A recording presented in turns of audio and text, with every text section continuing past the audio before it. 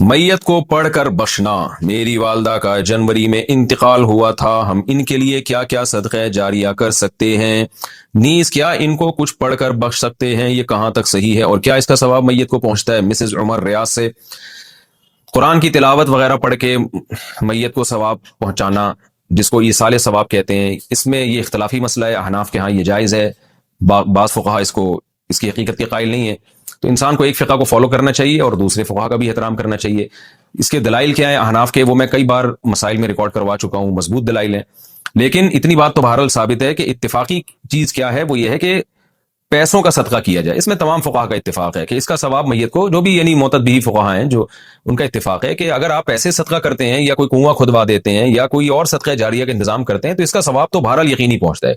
اور حدیث میں بھی یہ چیز منصوص ہے۔ نبی صلی اللہ علیہ وسلم سے ایک صحابیہ نے پوچھا میں اپنی ماں کی طرف سے صدقہ کرنا چاہتی ہوں، افاتصدق عنہا ان امی توفیت عنی، میری ماں کا انتقال ہو گیا ہے، افاتصدق عنہا، کیا میں ان کی طرف سے صدقہ کروں؟ آپ نے فرمایا ہاں۔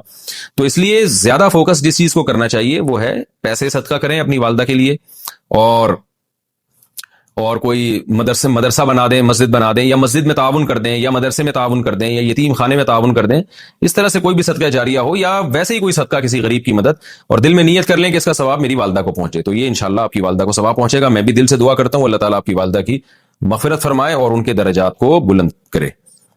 قرآن بخشنے کا طریقہ کیا ہے؟ قرآن مجید بخشنے کا صحیح طریقہ کیا؟ کہتے ہیں کہ پہلے الحمد شریف پڑھے گا، پھر حمد و ثنا کرے گا، پھر تینوں قل پڑھے، پھر اس کے یہ کہے کہ اس کا ثواب ہمارے نبی صلی اللہ علیہ وسلم کو اور اس کے بعد حضرت آدم سے لے کر قیامت تک آنے والے تمام انسانوں کو پہنچائے، پھر آخر میں جس کے لیے قرآن پڑھا گیا اس کا نام لے کر بخش دے۔ کیا یہ طریقہ صحیح آفرین انڈیا سے؟ دیکھیں، قرآن بخشنے کا کوئی مخصوص طریقہ صحابہ سے ثابت نہیں ہے، صرف اتنا ثابت ہے کہ نبی صلی اللہ علیہ وسلم نے صدقہ کرنے کا حکم دیا ایک صحابیہ کو کہ وہ اپنی ماں کے لیے صدقہ کریں۔ تو اس سے علماء نے استدلال کیا کہ صدقہ بھی ایک نیکی ہے، تو کوئی بھی نیکی کسی کے لیے بھی کی جا سکتی ہے۔ تو بہتر تو یہی ہے کہ جس چیز کا حدیث میں صراحتاً ذکر ہے اسی کو فالو کریں، یعنی صدقہ تو خیرات کیا کریں میت کے لیے، لیکن کوئی قرآن یا کوئی اور نیکی پڑھ کے بھی اگر ایصال ثواب کرنا چاہتے ہیں تو بھی ٹھیک ہے، اس کا کوئی خاص طریقہ نہیں ہے، بس دل میں نیت کر لیں کہ اللہ اس کا ثواب فلاں کو پہنچے۔ باقی یہ جو کہا جاتا ہے پہلے الحمد شریف پھر فلاں پھر یہ، اس کا کوئی ثبوت نہیں ہے۔ کوئی بھی نیکی کسی بھی طریقے سے کی جا سکتی ہے اور دل میں یہ دعا کی جا سکتی ہے اللہ اس کا ثواب فلاں کو پہنچا دے۔ رہا یہ مسئلہ کہ اتنے ساروں کو پہنچا دے، آدم علیہ السلام سے لے کر فلاں لوگوں تک، پھر تمام پیغمبروں تک، صحابہ تک، تو یہ بھی جائز ہے کیونکہ ناجائز ہونے کی کوئی دلیل نہیں ہے۔ لیکن اس میں علماء کی دو رائے ہیں۔ بعض علماء یہ کہتے ہیں کہ ثواب تقسیم ہو کے پہنچتا ہے، تو جتنے لوگوں کو شامل کریں گے ثواب ڈیوائڈ ہو جائے گا، اور بعض کی رائے یہ نہیں کہ نہیں تقسیم نہیں ہوتا بلکہ ہر ایک کو پورا پہنچتا ہے۔ تو ان میں سے کسی بھی مسلک پہ کوئی مضبوط قرآن و سنت سے دلیل کسی کے پاس نہیں ہے کہ اللہ کی رحمت سے امید کی جا سکتی ہے کہ اللہ سب کو سارا ہی ثواب پہنچا دیں، اللہ چاہیں تو ڈیوائڈ کر کے پہنچا دیں۔ تو اس لیے کوئی ایسا خاص طریقہ نہیں ہے، جس طرح سے چاہیں کر لیں آپ۔ میرا جو اپنا معمول ہے، میں تو یہی کرتا ہوں کہ ایک تو صدقات و خیرات کو فوکس کرتا ہوں۔ میرا جو معمول ہے کہ جو میت کے لیے جو حدیث میں جو چیز منصوص ہے، جو متفقون علیہ، اور اگر قرآن پڑھ کے کرنا چاہیں تو دل میں بس اتنی نیت کہ سورہ فاتحہ پڑھی یا کوئی بھی سورت پڑھ لی، اللہ اس کا ثواب فلاں کو پہنچے، تو سب طریقے ٹھیک ہیں۔ جنازے کے سامنے قرآن پڑھنے کی حقیقت۔ جنازے کے سامنے جو لوگ قرآن پڑھتے ہیں یا سورہ یاسین پڑھتے ہیں، کیا یہ عمل حدیث سے ثابت ہے یا بدعت ہے؟ عبد الصمد صاحب نے انڈیا سے پوچھا ہے۔ جنازے کے سامنے اسپیشل جنازے کی وجہ سے قرآن پڑھنا یا سورہ یاسین پڑھنا، میرے علم میں ایسی کوئی حدیث نہیں ہے۔ تو اور جب تک جنازے کو نہلایا نہ گیا ہو تو اس کے سامنے تلاوت کرنے کو فقہا نے غلط لکھا ہے، ناجائز لکھا ہے۔ تو جب تک جنازے کو نہلایا نہ جائے تو پھر نہلانے کے بعد آپ اس کے سامنے قرآن پڑھ سکتے ہیں، لیکن کوئی سنت عمل نہیں ہے۔ ہوتا یہ ہے کہ جب جنازے کو نہلا کے لایا جاتا ہے، گھر میں رکھا جاتا ہے، تو جب تک یعنی نماز جنازہ کے لیے لوگ جمع نہیں ہوتے، میت کو گھر میں رکھا جاتا ہے، تو اس دوران علماء یہ کہتے ہیں کہ اس کے پاس بیٹھ کے قرآن کی تلاوت کریں۔ وہ اس لیے کہتے ہیں کہ ورنہ اگر تلاوت نہیں کریں گے تو ادھر ادھر کی فضول باتیں کرنا شروع کر دیں گے، لوگ غیبتیں بھی شروع کر دیتے ہیں۔ اب جنازہ رکھا ہوا ہے تو بہتر ہے نا کہ اللہ کو یاد کیا جائے، اللہ کا ذکر کیا جائے، آخرت کی یاد کو تازہ کیا جائے۔ تو علماء اس لیے کہتے ہیں کہ وہاں بیٹھ کے قرآن پڑھ لو، یا سورہ اخلاص پڑھ لو، سورہ یاسین پڑھ لو، کوئی بھی سورت پڑھ لو، تاکہ آپ فضول چیزوں میں اپنا ٹائم برباد نہ کریں، اس وجہ سے کہا جاتا ہے۔ اور اس میں پھر جنازے کی میت کے ایصال ثواب کی نیت بھی کی جا سکتی ہے، کیونکہ اس میں بہرحال فقہا کا اختلاف ہے کہ میت کے لیے قرآن پڑھنا جائز ہے یا نہیں ہے۔ اور صدقے کے بارے میں تو ہمیں حدیث ملتی ہے کہ آپ صلی اللہ علیہ وسلم سے صحابیہ نے پوچھا فاتصدق عنہا، میری ماں کا انتقال ہو گیا، میں صدقہ کروں؟ آپ نے فرمایا ہاں۔ تو جمہور علماء نے اس سے استدلال کیا کہ جب صدقہ بھی ایک نیکی ہے تو وہ نیکی پہنچائی جا سکتی ہے میت کو. تو اس میں ایک علامت بیان کی ہے کہ کوئی بھی نیک عمل پہنچایا جا سکتا ہے. تو قرآن کی تلاوت بھی نیک عمل ہے. بعض فقہا کہتے ہیں کہ نہیں صدقہ تو جائز ہے کیونکہ حدیث میں صدقے کا ذکر ہے, تلاوت کا ذکر نہیں ہے, لہذا تلاوت جائز نہیں.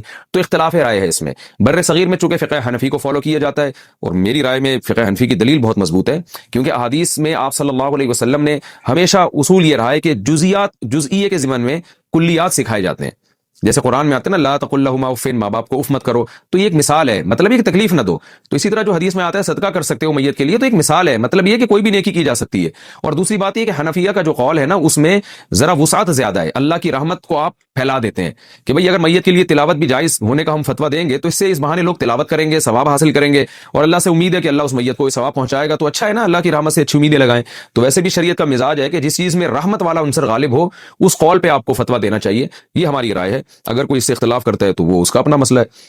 تو اس لیے جنازے کے پاس قرآن پڑھنا الگ سے کوئی اس کی فضیلت ہمارے علم میں نہیں ہے حدیث میں, لیکن کہا اس لیے جاتا ہے کہ وہاں بیٹھ کے ادھر ادھر کی باتیں کرنے سے بہتر ہے کہ آپ قرآن پڑھ لیں.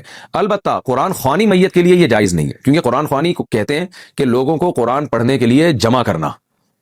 تو قرآن پڑھنے کے لیے جو جمع ہے نا, تو اجتماعی عمل کے لیے ثبوت ضروری ہے, یہ خوب ذہن میں رکھیں. جیسے آپ اپنے طور پر 2 نفل کبھی بھی پڑھ لیں جائز ہے, لیکن اگر آپ لاؤڈ سپیکر میں اعلان کرتے ہو یا کارڈ چھپواتے ہو یا منادی کراتے ہو آؤ میں اشراق کے 2 نوافل پڑھ رہا ہوں, تمام حضرات سے گزارش ہے کہ مسجد میں آ جائیں, اب یہ اجتماعی عمل بن گیا, یہ بدعت ہو جائے گا. تو اجتماع کے لیے آپ کو دلیل کی ضرورت ہے.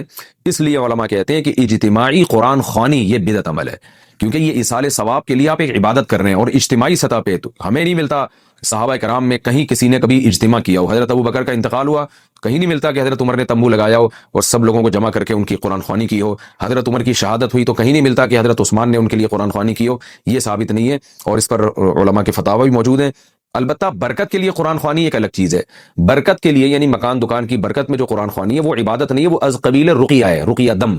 تو اس کے لیے ثبوت کی ضرورت نہیں ہے. لیکن بہرحال بعض علماء اس کو بھی بدعت اس لیے کہتے ہیں, بدعت تو نہیں یعنی بدعت کی تائید کا ذریعہ بنتی ہے. تو بعض علماء کہتے ہیں کہ اس زمانے میں برکت کے لیے بھی قرآن خوانی نہیں کرنی چاہیے, بلکہ برکت کے لیے گھر کے اپنے لوگ مل کے قرآن پڑھ لیں یا نماز پڑھ لیں یا دعا مانگ لیں. لیکن بہرحال اگر کوئی برکت کے لیے قرآن خوانی کرواتا بھی ہے تو اس کی بہرحال گنجائش موجود ہے. احتیاط اسی میں ہے کہ اس کو ترک کیا جائے, کیونکہ لوگ ایصال ثواب اور برکت والی قرآن خوانی میں فرق محسوس نہیں کرتے, تو وہ دونوں کو ایک ہی سمجھتے ہیں, اس سے پھر بدعت کی تائید ہوتی ہے.